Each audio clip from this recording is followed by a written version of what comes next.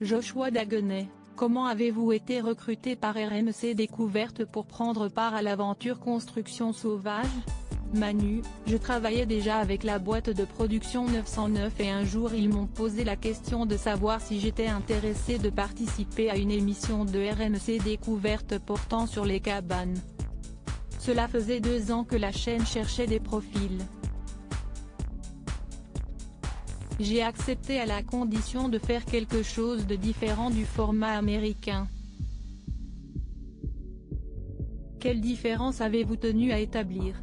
Déjà, nous sommes 3 et non 2, et on est une bande de potes, pas des animateurs télé. On se connaît très bien avec des compétences différentes.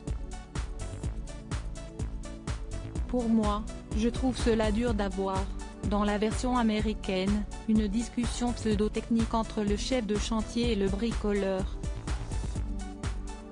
Le sujet est coincé entre ces deux personnes et je ne trouve pas leur réalisation géniale.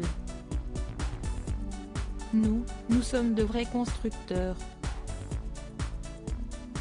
Quelle est la construction la plus sauvage à laquelle vous avez été confronté? Les repérages se font toujours au soleil, mais il arrive que lors de notre retour 2-3 mois plus tard, nous passons du paradis à l'enfer. Je pense à une cabane en Dordogne, qui n'a pas encore été diffusée. Nous pensions à l'époque que les véhicules pouvaient arriver jusqu'à la cabane, mais la semaine a été pourrie par les averses et les véhicules ne pouvaient pas descendre à moins de 900 mètres de la cabane.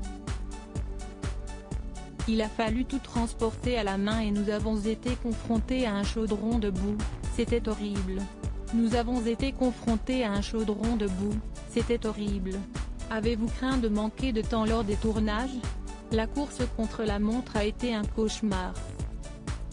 On ne finit jamais à temps, c'est une galère. De mon côté, j'aime procéder à des petits changements pour pimenter les constructions et poser ma patte sur le chantier. En 5 jours, c'est un défi et il faut être dingue pour se lancer là-dedans. Nous ne sommes pas des super-héros mais cela requiert une vision et une organisation. Il faut lutter contre des éléments qui viennent retarder l'avancée des travaux et le temps est notre pire ennemi. On ne cherche pas à être dans la galère, tout est vrai. Cette saison 2 a-t-elle connu quelques ajustements par rapport à l'inaugurale? En termes d'organisation, nous étions déjà réglés. C'est comme une caravane, nous avons besoin de déplacer du monde, acheter des matériaux qui arrivent en temps et en heure. Pour la 2e saison, je ne voulais pas repartir sur le même type de cabane. Je souhaitais qu'elle soit un peu plus dingue. Nous avons recherché la façon de rendre le tout plus magique avec des prototypes qui n'existent pas.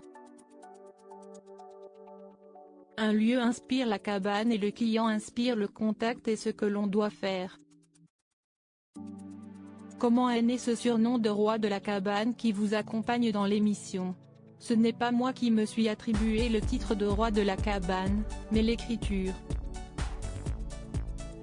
D'un point de vue technique, j'ai beaucoup d'expérience avec tous les matériaux que l'on utilise. Notre travail est maîtrisé. Je ne suis pas le roi de la cabane en tant que tel, mais je suis capable de faire des choses complètement dingues. Je suis dans mon élément et c'est un plaisir davantage qu'un travail. Je suis dans mon élément et c'est un plaisir davantage qu'un travail. On vous voit constamment vêtu d'un épais sweat et d'une casquette solidement vissée sur la tête. Pourriez-vous mener une émission télévisée sans ces 2 vêtements? Je ne peux pas m'habiller autrement. Même quand je vais travailler dans le désert, j'ai toujours le sweat, la casquette, et souvent la veste en cuir dans les pays chauds. Je pourrais vous ressortir des photos de mes 20 ou 30 ans, je suis pareil. Si je pars travailler sans cela, je suis nu. Je suis à l'aise comme ça et je ne travaille pas de la même façon sans ma casquette, mon sweat ou ma veste en cuir qui protège bien plus que n'importe quelle veste. Les mecs qui bossent avec moi sont toujours en t-shirt quand il fait chaud, mais moi je ne veux pas me cramer au soleil. J'ai travaillé en Afrique du Sud ou en Jordanie par des températures vraiment élevées, et je suis confortable quand je suis habillé. À côté de cette aventure, on doit au trio que vous formez avec Arnaud et Attila des constructions de Fort Boyard. Comment avez-vous vécu les préparatifs de cette saison particulière? Nous sommes professionnels donc nous savons nous organiser dans n'importe quelle circonstance. Nous n'avons pas paniqué, si ce n'est de savoir si le gouvernement nous autoriserait à aller au bout.